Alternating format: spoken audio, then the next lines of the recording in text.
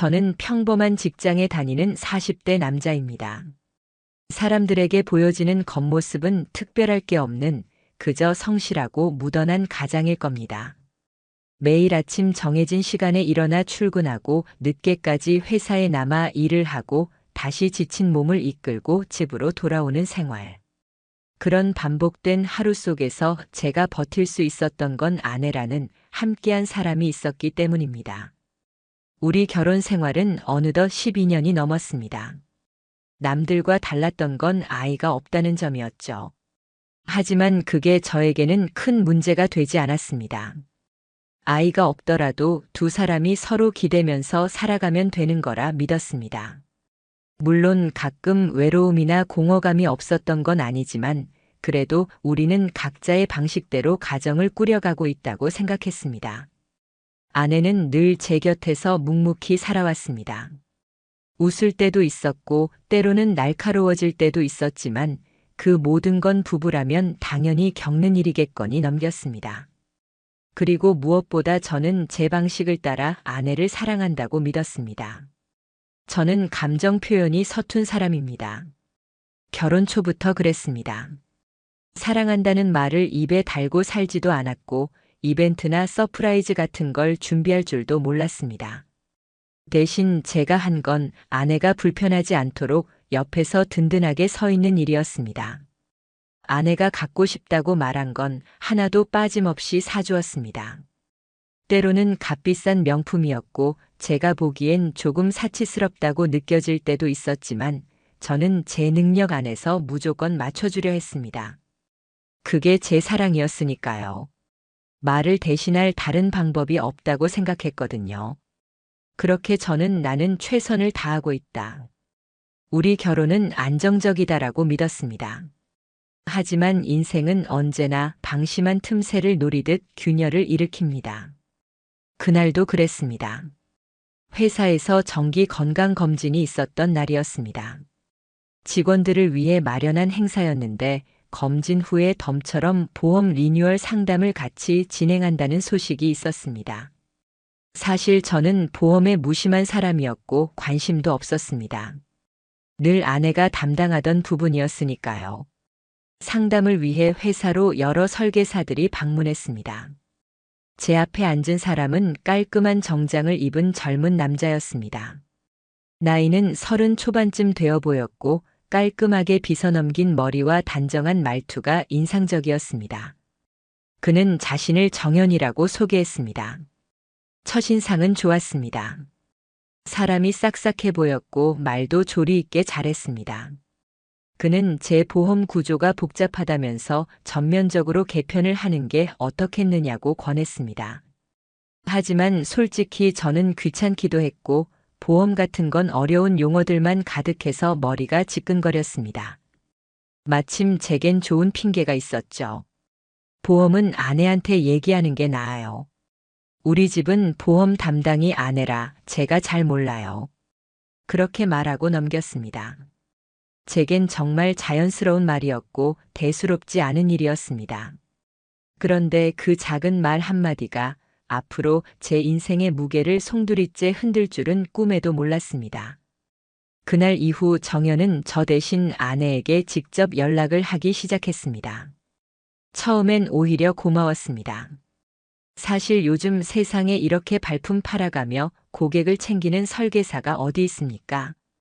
아내가 모르는 부분을 차근히 알려주고 직접 따로 상담해주는 게 성실하다고 느껴지기까지 했습니다. 이런 사람이면 믿을만하지 내심 그렇게 생각하기도 했습니다. 하지만 그게 시작이었습니다. 처음에는 분명히 보험 얘기를 하면서 연락을 주고받았을 겁니다. 그런데 시간이 흐르면서 이상한 점이 나타났습니다. 아내는 늘 말했습니다. 상품이 너무 복잡해서 몇 번 더 만나봐야 할 것 같아. 저는 처음엔 별 의심하지 않았습니다. 실제로 보험 상품은 복잡했으니까요. 하지만 어느덧 한 달이 지나고 보니 아내는 일주일에 2번씩 정연을 만나고 있었습니다. 주말에도 밖에 나갔습니다. 단순히 상담이라기엔 빈도가 지나쳤습니다. 그때 저는 슬쩍 물었습니다. 요즘 정연 씨랑 자주 만나는 것 같던데? 아내는 시큰둥하게 대답했습니다. 당신 보험도 같이 들어있어서 꼼꼼하게 알아보는 거야. 요즘 약관도 자꾸 바뀌니까 확인할 게 많아. 말만 들으면 이상할 건 없었습니다. 그런데 그때 이미 제 머릿속 어딘가에서는 경고음이 울리고 있었습니다. 작은 불안이 스멀스멀 자라났습니다. 하지만 그 불안에도 저는 아내를 의심하지 않았습니다. 아니, 의심할 수가 없었습니다. 제 아내인데 설마 그럴 리는 없다고 애써 믿었습니다. 그러던 어느 날이었습니다. 제 명의로 된 보험사 안내 문자가 도착했습니다. 내용은 이랬습니다. 보험 심사 서류가 정상 등록되었습니다. 저는 순간 고개를 갸웃했습니다. 이상했습니다. 분명 그건 아내가 따로 처리한다고 한 건이었는데 제 서명이 필요했던 부분이었습니다. 그런데 제가 서명한 적이 없는데 심사가 끝났다는 겁니다. 이상하다 싶어 곧바로 고객센터에 전화를 걸었습니다. 상담원의 대답은 충격이었습니다. 배우자분 서명으로 처리되었습니다. 순간 제 몸이 뻣뻣하게 굳었습니다. 아내가 제 서명을 대신한 겁니다. 그것도 제가 모르는 사이에. 별것 아닐 수도 있다고, 실수일 수도 있다고 마음을 다잡으려 했지만 뭔가 근본적인 불신이 솟아올랐습니다. 이건 단순한 착각이 아닐 수 있다. 바로 그 순간부터 저는 아내의 외출을 기록하기 시작했습니다. 노트에 날짜별로 시간, 누구를 만나러 간다고 했는지, 언제 나갔고 몇 시에 들어왔는지를 적었습니다. 스스로에게 묻듯이 확신을 얻고 싶었던 겁니다. 내 마음이 괜히 의심으로 흐른 게 아니라는 증거가 필요했으니까요. 그리고 불과 일주일도 지나지 않아 악몽 같은 장면이 제 눈앞에 펼쳐졌습니다. 그날은 제가 반차를 내고 일부러 아내가 외출하는 시간을 맞췄습니다. 아내는 거울 앞에서 평소와 다른 준비를 하고 있었습니다. 트레이닝복이나 슬리퍼 차림으로 대충 나가던 사람이 셔츠를 단정히 걸치고 머리에 드라이까지 말끔하게 하고 있더군요. 힐까지 신었습니다. 순간 제 속이 쿵 내려앉는 듯 했습니다. 저는 멀리서 따라 나섰습니다. 아내가 들어간 곳은 카페였습니다. 유리창 너머로 보니 이미 정연이 먼저 와 앉아 있었습니다. 두 사람은 자연스럽게 마주 앉았고 마치 오래전부터 약속이라도 한 사람들처럼 웃고 있었습니다. 정연은 휴대폰을 꺼내 아내에게 무언가를 보여주었고 아내 역시 자기 폰을 꺼내며 즐겁게 대화를 이어갔습니다. 그리고는 툭 그의 손등을 두드리며 웃었습니다. 그 웃음. 저는 숨이 막혔습니다. 그건 제가 한 번도 보지 못한 아내의 얼굴이었습니다.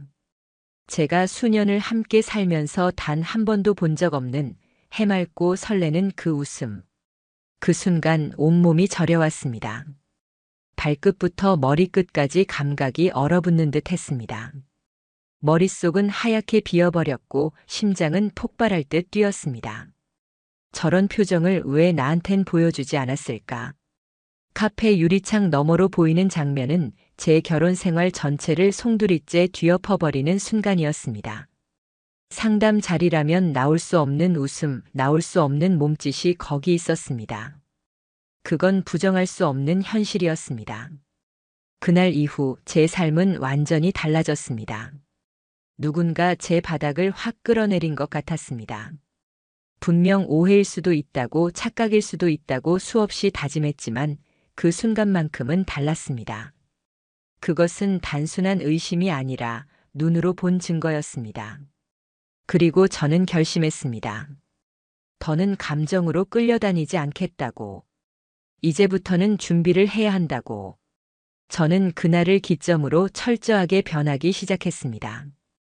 겉으로는 아무렇지 않은 척 평소보다 더 다정하게 아내를 대했습니다. 어쩌면 그게 더 섬뜩했을 겁니다. 속으로는 이미 피가 거꾸로 솟고 있었지만 겉모습은 웃고 있었습니다. 오늘 늦게 들어와도 돼. 요즘 스트레스 많아 보이더라. 제가 그렇게 말해주자 아내는 안도한 듯 웃으며 집을 나섰습니다. 하지만 저는 알았습니다. 그 웃음이 무엇을 의미하는지. 이제 경계심을 잃었다는 것, 그러니 곧 증거를 잡을 기회가 온다는 것. 저는 그 순간부터 배우가 되었습니다. 남편이 아니라 연기하는 남자. 그리고 드디어 모든 진실을 마주할 준비를 단단히 시작했습니다. 속은 이미 불에 타고 있었지만 겉으로는 아무렇지 않은 남편 역할을 철저히 연기했습니다. 아내를 의심하고 있다는 흔적조차 보여서는 안 됐습니다. 그래야만 그녀가 경계심을 풀고 그래야만 제가 확실하게 모든 것을 잡아낼 수 있었으니까요.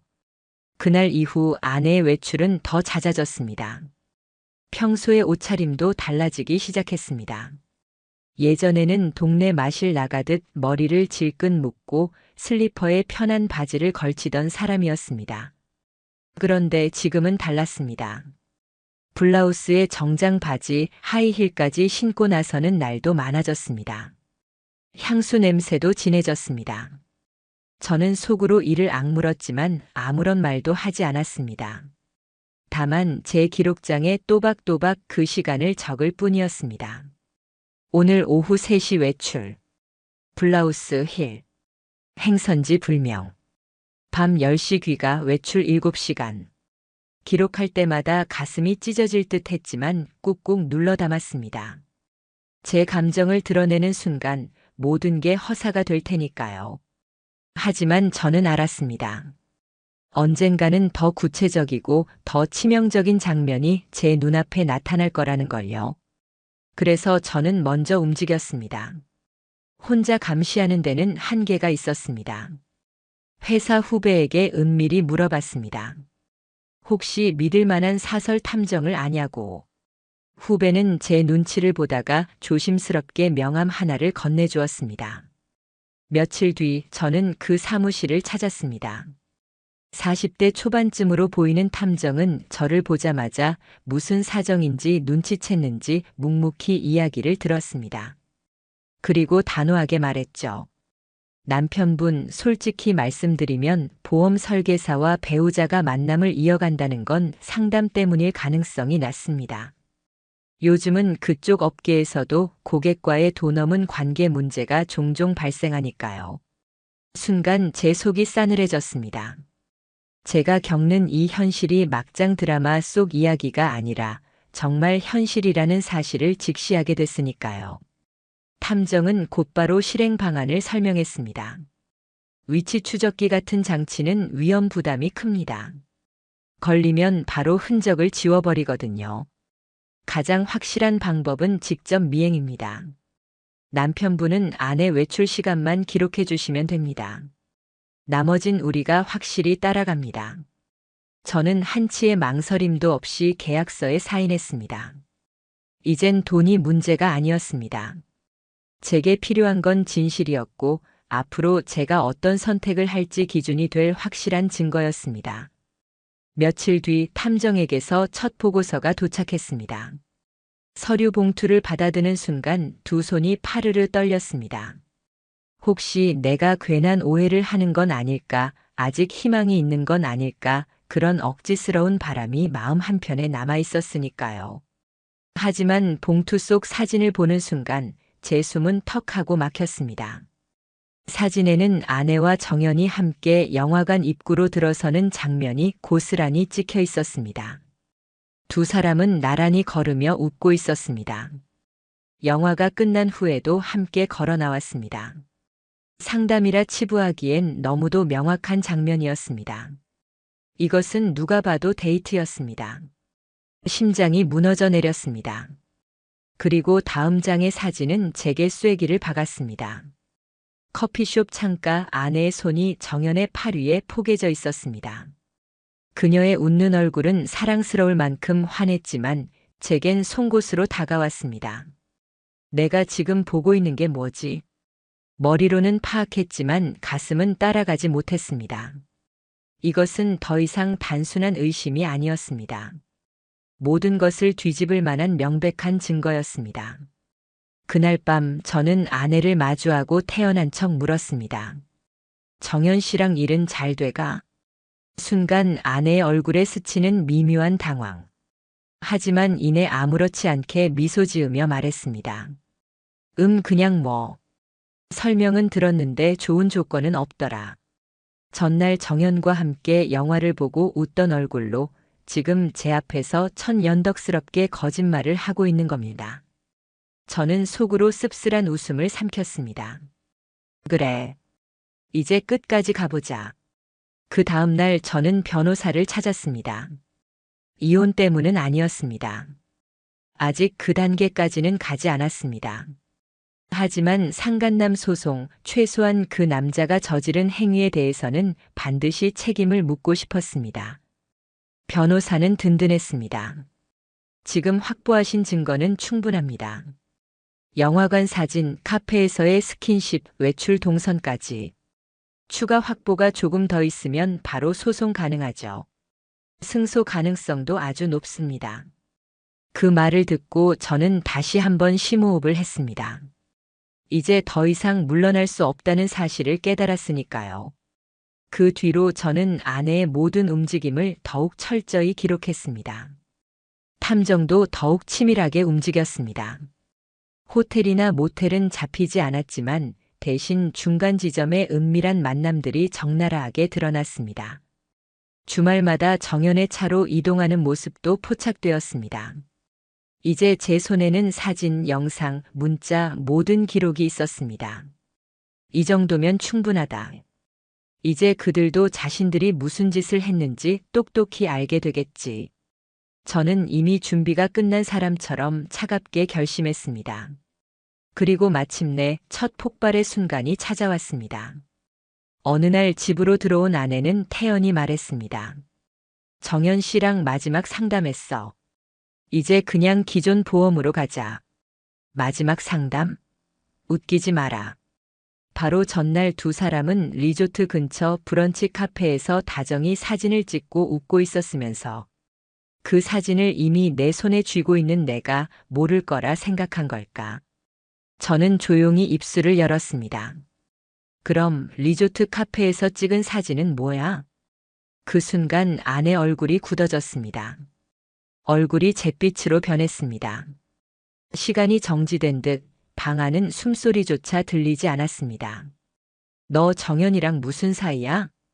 내 입에서 그 말이 터져 나오자 우리는 드디어 돌아올 수 없는 강을 건넜습니다. 그 말이 내 입술을 뚫고 나온 순간 방 안의 공기가 얼어붙었습니다. 아내는 마치 시간을 멈춘 듯 굳은 얼굴로 나를 바라봤습니다. 눈동자는 급히 흔들리고 있었지만 입술은 파르르 떨며 단 하나의 단어도 뱉지 못했습니다. 나는 숨을 참고 기다렸습니다. 끝까지 그녀 스스로 말하기를. 하지만 한참의 정적 끝에 겨우 흘러나온 말은 참담했습니다. 아니야. 그게 그냥 보험 상담하다가 우연히 거기 간 거야. 진짜야. 순간 내 머릿속에서 딱 하고 무언가가 끊어지는 소리가 들렸습니다. 거짓말. 사진을 가지고 있고 영상을 가지고 있고 모든 증거가 있는데 아직도 입으로만 떠드는 이 뻔뻔한 변명. 나는 차분하게 노트북을 꺼냈습니다. 아이콘을 클릭하며 떨리는 손가락을 애써 감췄습니다. 차가운 불빛 아래 화면이 켜지고 그 속에 담긴 증거들이 하나둘 나타났습니다. 그럼 이건 뭐야? 화면 속엔 영화관 입구에서 웃으며 들어가는 두 사람, 커피숍에서 팔을 포개고 있는 장면, 심지어 정연의 차를 타고 내리는 모습까지. 나는 사진을 넘길 때마다 아내의 얼굴이 점점 하얗게 질려가는 걸 보았습니다. 처음 몇 장은 당황한 듯 손으로 입을 가리더니 결국엔 입술을 무는 것도 잊고 의자에 털썩 주저앉았습니다. 화면에서 눈을 떼지 못한 채 마치 모든 세상이 무너져 내리는 듯 표정은 텅 비어갔습니다. 나는 낮은 목소리로 말했다. 그 사람이 너한테 뭘 해줬는데? 내가 못한 게 대체 뭐야? 목소리는 떨렸지만 그 안에는 분노와 허무 그리고 처절한 슬픔이 섞여 있었습니다. 그제야 아내가 울먹이는 목소리로 입을 열었습니다. 당신은 늘 바빴잖아. 나랑 얘기도 제대로 안 하고 정연 씨는 그냥 내 얘기 들어줬어. 처음엔 진짜 보험 얘기만 했어. 근데 그러다 보니 자꾸 만나게 됐고 나도 이렇게 될 줄 몰랐어. 나는 석고상처럼 굳어버렸습니다. 이렇게 될 줄 몰랐다. 지금 내 삶은 산산조각이 났는데 겨우 그 말로 모든 걸 정리하겠다는 건가? 몰랐다고? 내가 몰랐다고 끝이야? 내가 믿었던 12년은 뭐가 되는데? 내 목소리가 터져 나왔습니다. 차갑고 단단하게, 그러나 안쪽은 뜨겁고 날카롭게 찔러대는 느낌이었습니다. 아내는 눈물을 쏟으며 내 손을 붙잡았습니다. 제발 그러지 마. 정연 씨는 그냥 감정적으로 가까워졌을 뿐이야. 절대 그런 건 없었어. 그 말에 나는 헛웃음을 터뜨렸습니다. 외도가 꼭 몸이어야만 성립되는 줄 알아? 남편 속이고 몰래 만나고 웃은 그 순간부터 이미 선은 넘은 거야. 아내는 연신 고개를 저으며 울기만 했습니다. 하지만 나는 더 이상 그 눈물이 불쌍하지 않았습니다. 그날 밤 결국 나는 집을 나왔습니다. 짐 몇 개만 챙기고 문을 쾅 닫으며 발걸음을 옮겼습니다. 지쳐버린 가슴, 끝없이 울리는 심장. 더 이상 숨 쉬고 싶지 않은 공간에서 벗어나야 했습니다. 그날은 결혼 생활의 마지막 날처럼 느껴졌습니다. 다음 날 아침 나는 변호사 사무실로 향했습니다. 처음 찾았을 때보다 걸음이 훨씬 단단했습니다. 이번에는 망설임이 없었습니다. 나는 정식으로 상간남 소송을 접수했습니다. 사무실에서 변호사가 서류를 정리하며 말했다. 지금 상황이면 충분히 법적 책임을 물을 수 있습니다. 남편분이 확보하신 자료 아주 유효합니다. 나는 고개를 끄덕이며 입술을 깨물었습니다. 이제 시작이다. 며칠 뒤 상간남 정연에게 내용 증명이 전달됐습니다. 혼인 관계를 파탄에 이르게 한 점에 대해 법적 책임을 묻겠다. 짧지만 가장 날카로운 문장. 느닷없이 전화가 왔습니다. 발신 번호를 확인한 순간 나는 심장이 뛰었습니다. 정연이었습니다. 잠시 망설였지만 통화 버튼을 눌렀습니다. 그리고 들려온 목소리. 형님, 저 정말 죄송합니다. 그런 의도는 아니었어요. 그냥 말이 잘 통해서. 나는 피식 웃었습니다. 말이 잘 통해서? 그래서 남의 아내랑 영화 보러 다니냐? 내가 뭔데 남의 가정을 깨? 정연은 더듬고 떨면서 변명했습니다. 합의할 수 없을까요? 정말 죄송합니다. 제 실수입니다. 합의만. 나는 단호히 잘랐습니다. 합의? 웃기지 마. 법정에서 보자. 그날 이후 아내는 내게 끊임없이 연락했습니다. 한 번만 제발 용서해줘. 나도 왜 그랬는지 모르겠어. 그 사람이 무슨 마법이라도 건 것 같았어. 내가 미쳐 있었던 거야. 나는 핸드폰 화면을 바라보다가 결국 메시지를 닫아버렸습니다. 그 눈물 섞인 문자들이 이제는 아무 감정도 건드리지 못했습니다. 나는 점점 더 확신했습니다. 이제 끝이다. 이 결혼도 그 남자도 모두 책임을 져야 한다. 소송은 생각보다 훨씬 빨리 가동됐습니다. 정연에게 보낸 내용 증명을 통해 상간남 소송이 시작되자마자 그는 금세 불안에 휩싸인 듯 변호사를 통해 여러 차례 합의 요청을 보내오기 시작했습니다. 처음에는 목소리가 낮았습니다. 깊이 반성하고 있다. 제발 단 한 번만 용서해달라. 합의해 주신다면 제가 어떤 조건이든 맞추겠다. 하지만 내가 단호히 거절하자 얼마 지나지 않아 태도가 바뀌었습니다. 합의금이 너무 과하다. 가정을 깨려는 의도는 없었다. 단순한 상담에서 비롯된 것이다. 나는 그 문구를 보고 있자니 씁쓸한 웃음이 나왔습니다. 끝까지 책임을 축소하려는 태도, 여전히 자기 잘못을 온전히 인정하지 않는 모습.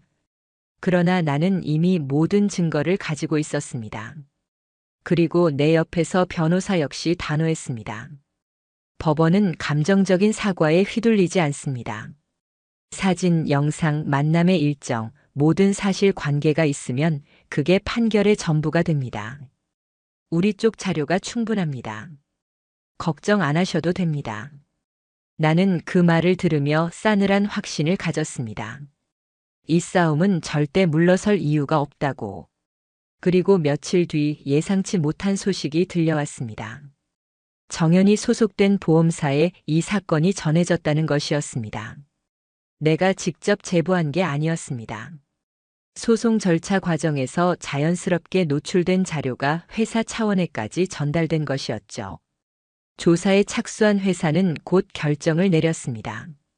정연에게 대기 발령 조치를 내린 뒤 그가 맡던 고객 관리 업무를 전면 중단시킨 겁니다. 어디까지나 임시 조치라고 했지만 사실상 퇴출 수순이나 다름없었습니다. 더군다나 회사 내 조사를 통해 내 사건 말고도 다른 여성 고객과 불편한 관계가 있었다는 불만이 조금씩 터져나온 상황이었으니까요. 그 소식을 듣고도 나는 웃을 수 없었습니다. 이상하게 허탈했습니다. 이제야 가면이 벗겨진 거네. 하지만 내 가정은 이미 무너졌는데 머릿속에 떠오르는 건 무너진 내 삶뿐이었습니다. 그러니 어떤 처벌을 받아도 그 자체가 내 삶을 되돌려주지는 않는 겁니다. 아내는 그 무렵 달랐습니다. 그제야 눈물을 흘리며 내 앞에 무릎 꿇었습니다. 정말 그땐 내가 미쳐 있었던 것 같아. 그냥 말이 통하는 게 좋았어. 내가 바보였던 거야. 나쁜 짓인 줄 알면서도 그 순간은 특별한 거라고 착각했어. 잘못했어. 제발 한 번만. 나는 대답하지 않았습니다. 후회와 눈물로 모든 것이 되돌아간다면 애초에 이런 일은 일어나지도 않았겠지요. 이제는 울음이 공허하게 울릴 뿐 내 마음은 단단히 닫혀 있었습니다. 그러던 어느 날 파장은 더 크게 퍼져갔습니다. 아내의 친구들, 지인들, 심지어 교회에서 함께하던 모임 사람들마저 하나 둘 등을 돌리기 시작했습니다. 누군가는 메시지를 보냈습니다. 너 어떻게 그런 짓을 하고도 뻔뻔하게 웃고 다닐 수가 있어? 리조트에서 찍은 사진 다 돌았어. 다 봤어. SNS에 늘 행복한 부부 연기를 올리던 그녀의 계정은 순식간에 조용해졌습니다. 프로필은 검은 배경으로 바뀌었고 댓글도 사라졌습니다. 심지어 내게 직접 연락하는 사람들도 있었습니다.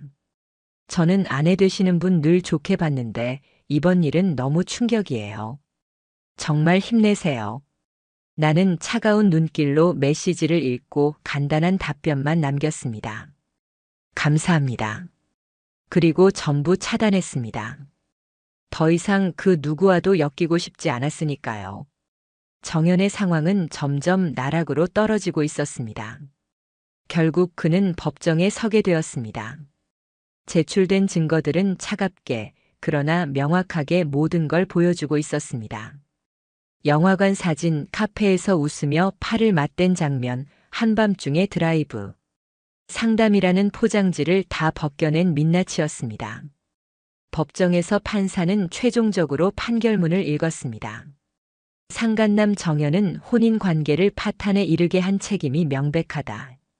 피고는 위자료 3천만 원을 지급하라.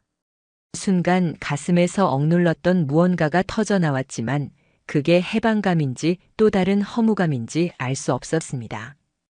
나는 분명 승소했는데 전혀 기쁘지 않았습니다. 되찾은 건 고작 돈 몇 장. 그러나 잃은 건 10년 넘는 나의 결혼 생활 전부였으니까요. 정연은 판결 직후에도 사과 한마디 하지 않았습니다. 대신 대리인을 통해 차갑게 통보했습니다. 일시금 지급은 불가하다. 분할 납부하겠다. 나는 그 종이를 읽다가 피식 웃으며 중얼거렸습니다. 끝까지 구질구질하네. 그리고 아내. 그녀의 삶은 완전히 무너져 내리고 있었습니다.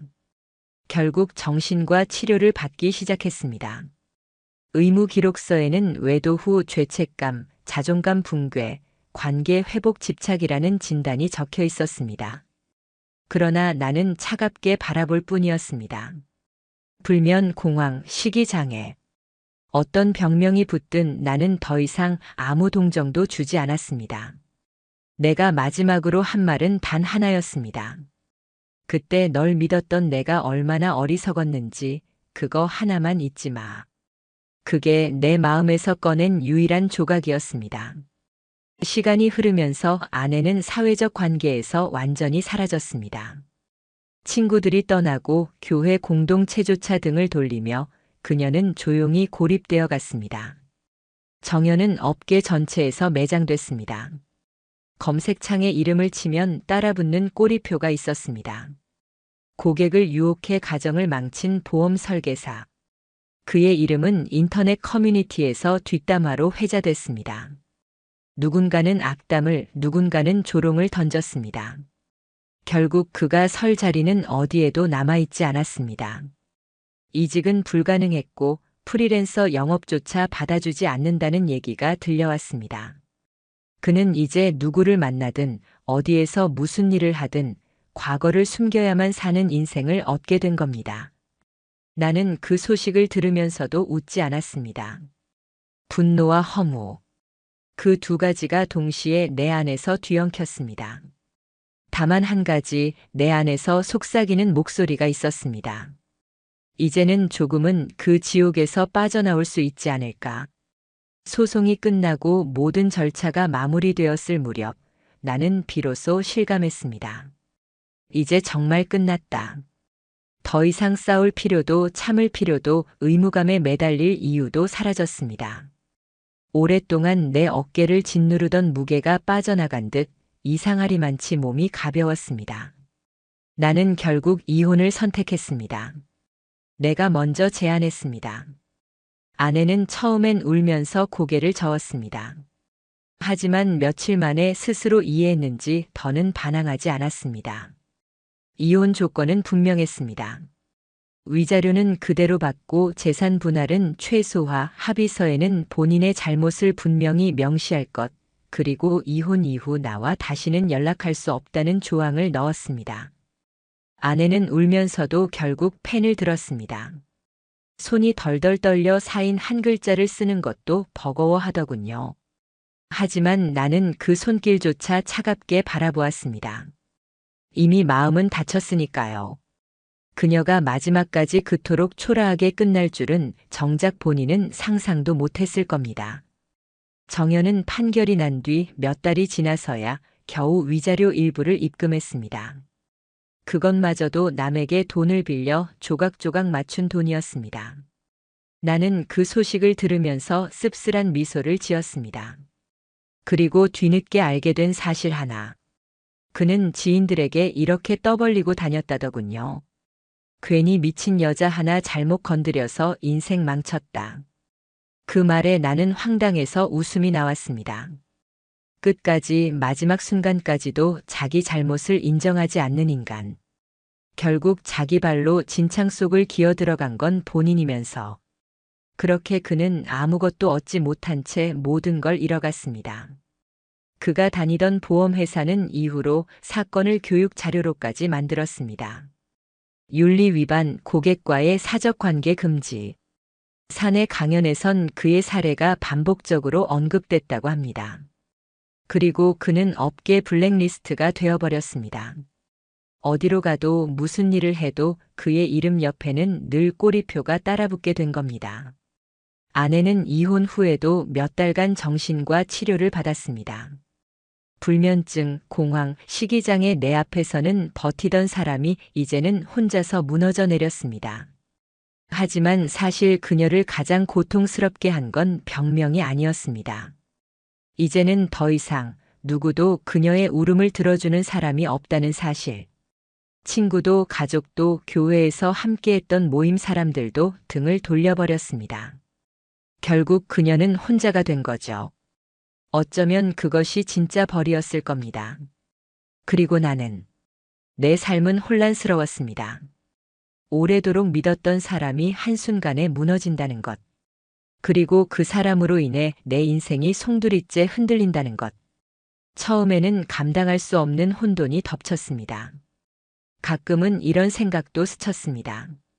만약 내가 몰랐다면 지금도 계속 속고 살고 있었겠지? 그럴 때마다 나는 스스로에게 답했습니다. 차라리 다행이다. 이제라도 알았으니 적어도 속지 않고 살 수 있으니까. 지금은 조용한 일상을 살고 있습니다. 아침에 눈을 떠서 혼자 커피를 내립니다. 출근하고 퇴근하면 책을 읽거나 운동을 합니다. 텅 빈 집안 풍경이 처음엔 낯설었지만 차츰 익숙해졌습니다. 지금은 그 고요함 속에서 오히려 평온을 느끼곤 합니다. 사람들과도 거리를 둡니다. 깊이 엮이지 않고 필요한 만큼만 관계를 유지합니다. 다시는 누군가를 절대적인 존재로 취급하지 않기로 결심했습니다.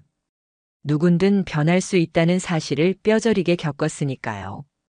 그리고 이 이야기를 듣고 계신 여러분께 꼭 하고 싶은 말이 있습니다. 혹시 지금 비슷한 일을 겪고 계신가요?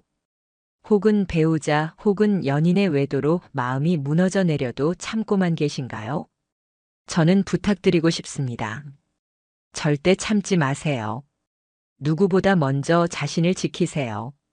외도의 고통은 목숨을 파고드는 서늘한 송곳과도 같습니다. 그 칼날을 멈추게 할 수 있는 건 참는 것이 아니라 행동하는 것입니다. 증거를 모으고 스스로를 지켜내고 필요하다면 단호히 법의 힘을 빌리십시오. 저는 그 길을 걸었습니다. 그리고 결국 확실히 지옥의 문을 닫을 수 있었습니다. 이제 저는 다시 시작할 수 있습니다. 잃은 것이 많았지만 적어도 제 인생은 다시 제 것이라는 사실. 그것 하나만으로도 충분히 앞으로 나아갈 힘이 됩니다.